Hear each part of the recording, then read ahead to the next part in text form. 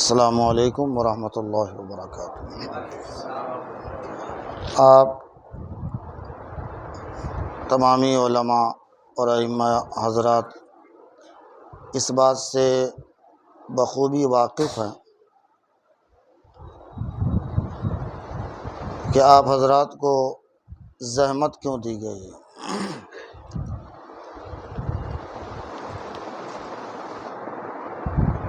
فی زمانہ جو حالات ہیں ہمارے ملک کے اور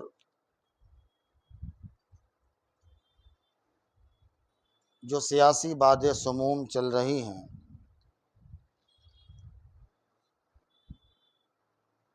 آپ اچھی طرح واقف ہیں کہ اسلام کا شیرازہ منتشر ہو رہا ہے، مسلمانوں کو بہکایا جا رہا ہے، اور کچھ مسلمان دیدہ و دانستہ بہکتے جا رہے ہیں۔ ظاہر ہے اس کے لیے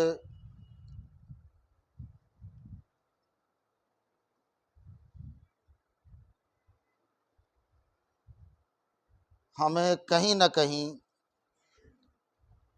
علاقہ بہ علاقہ دینی اور مسلکی اعتبار سے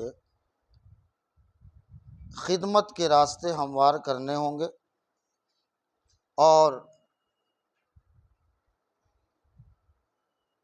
چاہے وہ دارالافتاء کی شکل ہو، دارالقضاء کی شکل ہو، شرعی عدالت ہو،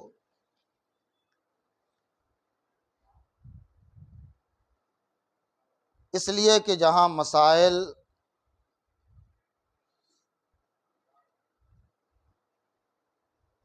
حل ہوتے ہیں وہیں ہماری عوامی سطح پر ایک مسئلہ اور ہے کہ زیادہ تر ہماری عوام شرعی مسائل کو چھوڑ کر اپنے ذاتی مفاد کے لیے کچہری کا دروازہ کھٹکھٹاتی ہے، اور انہیں یہ پتہ بھی نہیں ہوتا کہ جو ہم نے مانگ رکھی ہے کچہری میں وہ شرعی اعتبار سے جائز بھی ہے یا نہیں ہے۔ حالانکہ یہاں بھی دوہری حرکت ہوتی ہے کہ اپنی بیٹی کا مسئلہ ہو تو انسان الگ جاتا ہے، اور بہو کا مسئلہ ہو تو پھر الگ جاتا ہے۔ ظاہر ہے اس کی کمانڈ تو علماء ہی کو سنبھالنی ہوگی، کیونکہ عوام علماء کے ہاتھ ہے، اور جیسا کہ مفتی اکبر صاحب قبلہ نے فرمایا کہ علم کی کمی کا رونا کب تک روئیں گے، وفوق کل ذی علم علیم۔ ظاہر ہے کہ ہم بڑوں سے استفادہ کریں، دین کا کام جیسے بھی ہو ہمیں تو کرنا ہے، لیکن اس کے لیے ضروری ہے، آپ لوگوں کو زحمت اس لیے دی گئی کہ دارالافتاء ہو یا دارالقضاء، اس کی طرف توجہ کون دلائے گا؟ عوام کی توجہ مرکوز ہمارے ائمہ اور علماء ہی تو کریں گے نا۔ آج آپ دیکھ لیں کہ ہمارے ہاں طلاق کی شرحیں اتنی زیادہ ہیں، بیچ میں سیاسی آندیاں بھی چلیں طلاق ثلاثہ کے تعلق سے، ہماری تنظیم نے یقینی طور پر اس میں بڑے بڑے کام انجام دیے۔ جمعہ مسجد میں بھی میٹنگ رکھی گئی، ہر مسلک کے لوگ تھے، اور جن کے یہاں 3 طلاق پڑتی ہی نہیں الحمدللہ وہ بھی شامل تھے، اور آپ لوگ جانتے ہیں کہ انہوں نے برجستہ کہا تھا کہ آپ لوگ سوچ رہے ہوں گے کہ ہم آپ کا ساتھ کیوں دے رہے ہیں جبکہ ہمارے موقف کے خلاف ہے۔ تو انہوں نے 2 وجہ بیان کی تھی کہ پہلی وجہ تو یہ ہے کہ یہ مسئلہ ہمارا ہے، یہ مسئلہ ہمارا ہے، تو ہم انٹرنل داخلی اعتبار سے ہم خود اس کا حل کریں گے، اس میں کسی تیسرے شخص کو انٹرفیئر کرنے کی کوئی ضرورت نہیں ہے، ہم خود حل کریں گے بیٹھ کے۔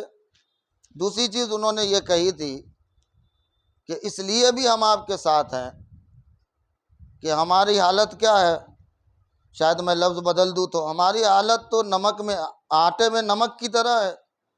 جب انہوں نے آپ کو نہیں چھوڑا ہے تو ہم کو کیا چھوڑیں گے؟ تو ظاہر سی بات ہے کہیں نہ کہیں ہمیں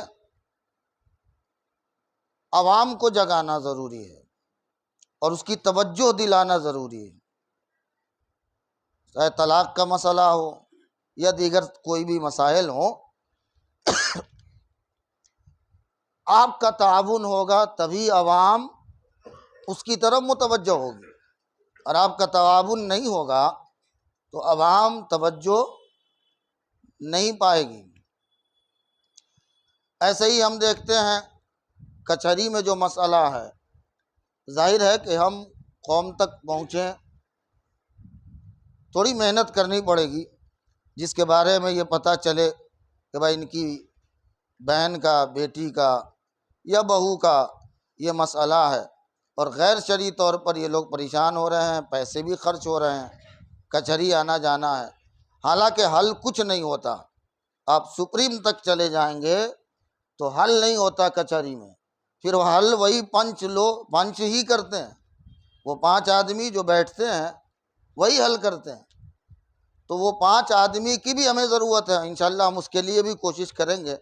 ہماری کچھ لوگوں سے بات ہوئی ہے تو دانشوران قوم و ملت سے بھی ہم انشاءاللہ گفتگو کریں گے، ان کی بھی ایک میٹنگ رکھیں گے، لیکن ضرورت تھی کہ پہلے ہم علماء اور ائمہ کی میٹنگ رکھیں، تاکہ علماء اور ائمہ سے جو عقیدت قوم رکھتی ہے یا عوام رکھتی ہے اس کا فائدہ ملنا چاہیے۔ پھر اس کے بعد اس پر بھی گفتگو ہوگی انشاءاللہ، کیونکہ ہم جانتے ہیں کہ ہماری بات قوم نہیں مانتی۔ تو آج کل ایسا ہو گیا ہے کہ آپ تو مسئلہ ہی بیان کریں گے، آپ مسئلہ ہی بیان کریں گے نا۔ ہمارے ہی محلے میں، نام نہیں لینا چاہتا ہوں، مولانا مسلم رضا نعمانی صاحب تشریف فرما ہیں، ان کے یہاں جب یہ موجود نہیں تھے ایک جھگڑا ہو گیا۔ میں 3 جمعہ 4 توڑے سے، اس وقت 4 توڑے میں تھا، 3 جمعہ میں آ کے یہاں جمعہ پڑھایا، لیکن حل نہیں ہوا۔ لیکن علاقے کا ایک بھاری بھرکم آدمی، میں نام نہیں لینا چاہوں گا، اس نے آ کے سیدھے کہا کہ 5 دیکھ بکا لے اور فلاں تاریخ کو تم دونوں کا اتفاق ہو جانا چاہیے، اور ہو گیا۔ حالانکہ انہوں نے مجھے بھی بلایا، انہوں نے کہا یہی بات کر لیں، میں نے کہا نہیں، یہاں بات نہیں کریں گے، مسجد چلیے، وہاں بیٹھ کے بات ہوگی، کیونکہ یہاں ہو سکتا ہے کہ آپ بول کچھ رہے ہوں، سمجھ کچھ رہے ہوں، مسجد میں کم سے کم آپ شگفتہ بھی رہیں گے، اور وہاں کم سے کم خوف خدا بڑھ جاتا ہے نا۔ مومن تو خیر ہر جگہ خوف خدا رکھتا ہے، مگر مسجد وغیرہ میں تھوڑا زیادہ اضافہ ہو جاتا ہے۔ تو بہرکیف ایسے لوگوں کی بات لوگ جلدی مانتے ہیں، کیونکہ ان سے ڈرتے بھی ہیں نا، ہم سے لوگ ڈرتے نہیں ہیں۔ لیکن یہ رونا ہم کب تک روئیں گے؟ یا اگر ہم یہ سوچ کے پیچھے ہٹ جائے کہ یار قوم مانتی نہیں، سمجھتی نہیں ہے تو رہنے دو، کام نہیں، کام تو ہمیں ہی کرنا ہے نا، علماء کے ذمہ کام ہے تو کرنا ہے، چاہے جس طرح کریں۔ اس کے لیے اگر ضرورت ہو تو ایسے لوگوں کو بھی ساتھ انشاءاللہ لیں گے، کیونکہ ظاہر ہے ہمارے یہاں بہار میں کہتے ہیں کہ اول بول چھل سب چاہیے۔ ظاہر ہے جب دین کے لیے ہم کچھ کرنا ہے تو جب ہم لاجک منطق پڑھتے تھے تو ہم ساری چیزیں اپنے فائدے کے لیے منطق کا استعمال کریں گے، تو دین کے لیے منطق و فلسفہ کا استعمال کیوں نہیں ہوگا؟ یہاں بھی تو ضروری ہے، بلکہ ہم پڑھایا ہی اس لیے جاتا ہے کہ دین کے فائدے کے لیے اس کا استعمال ہو، تو ہم اس کو بھی کریں گے انشاءاللہ۔ اور حضرت تشریف فرما ہے اور ان کی رہنمائی میں، سرپرستی میں انشاءاللہ کام کریں گے۔ دیگر ہمارے علماء جو ائمہ ہیں، جنہیں اللہ نے علمی وسعت سے نوازا ہے، ہم ان کی بھی توجہ چاہیں گے، ان سے بھی استفادہ کریں گے۔